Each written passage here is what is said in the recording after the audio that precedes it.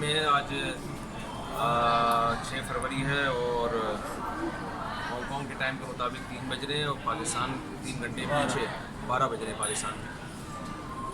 آج ہم صبح پہنچے ہیں، ہمارے ساتھ میسج ٹی وی والے بھی ہیں اور مولانا الیاس صاحب اور مفتی ارشد صاحب کی دعوت پر ہم یہاں آئے ہیں۔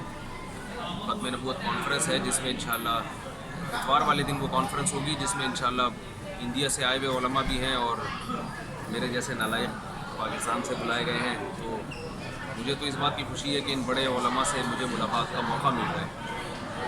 تو ابھی جو میں نے آن لائن ہوا ہوں وہ مولانا شاہ عالم صاحب کے تھوڑے سے تعارف کے لیے کہ ہندوستان میں دارالعلوم دیوبند میں یہ ہوتے ہیں اور ختم نبوت کے امیر ہیں، پورے ہندوستان کے ختم نبوت کے امیر ہیں، تو ان کی بڑی خدمات ہیں۔ تو میں تھوڑا سا حضرت سے جو ہے نا پوچھنا چاہوں گا کہ حضرت کب سے منسلک ہیں ختم نبوت کی تحریک سے؟ الحمدللہ تحفظ ختم نبوت کی تحریک سے میں منسلک ہوا 1990 میں۔ ذرا اونچی آواز 1990 میں میں منسلک ہوا جب حضرت مولانا منظور احمد صاحب چنیوٹی رحمۃ اللہ علیہ دارالعلوم دیوبند میں تشریف لائے تھے۔ تو اس وقت میں طالب علم تھا اور دورے سے فارغ ہو کے اسی تحفظ ختم نبوت کے شعبے کا طالب علم تھا۔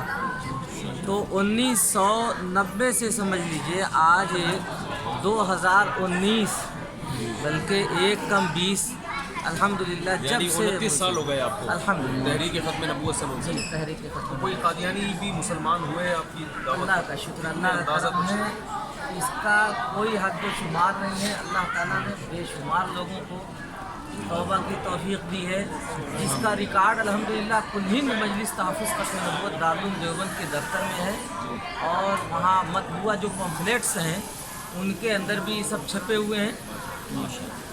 یعنی یہ بتا رہے ہیں کہ ان گنت قادیانی ہیں، بے شمار قادیانی ہیں جنہوں نے الحمدللہ ان کی دعوت پر اسلام قبول کیا ہے اور انہوں نے ان کے شبہ و شبہات کا ازالہ کیا ہے۔ اور یہ بھی جو حضرات اس وقت یہ دیکھ رہے ہیں لائیو کہ یہاں ہانگ کانگ میں بھی قادیانی اپنا جال بہت تیزی سے بچھا رہے ہیں، اور ابھی ہمیں بہت افسوس ہوا کہ قادیانی ایک ریفیوجیز کی شکل میں نا مہاجر بن کے اور یہاں کی نیشنلٹی حاصل کرتے ہیں اور شو یہ کرتے ہیں کہ ہمارے ساتھ پاکستان میں بہت زیادہ ظلم ہو رہا ہے اور ہمیں پاکستان میں مارا جا رہا ہے، جھوٹ فیک ساری کہانیاں بنا کے یہاں آ کے پناہ حاصل کرتے ہیں اور پھر ٹریننگ لے کے یہاں کی زبان سیکھ کے قادیانیت کا پرچار کر رہے ہیں۔ تو یہ تحریک جو ابھی کانفرنس ہو رہی ہے اس کا بنیادی مقصد یہ ہے کہ یہاں قادیانیوں کے زور کو کسی طریقے سے کم کیا جائے۔ اس کے لیے انشاءاللہ عنقریب سہیل بابا صاحب بھی جو لندن سے ہیں، بڑے مشہور مبلغ ہیں، قادیانیوں کے خلاف کام کر رہے ہیں، وہ بھی انشاءاللہ ہانگ کانگ کا دورہ کرنے والے ہیں۔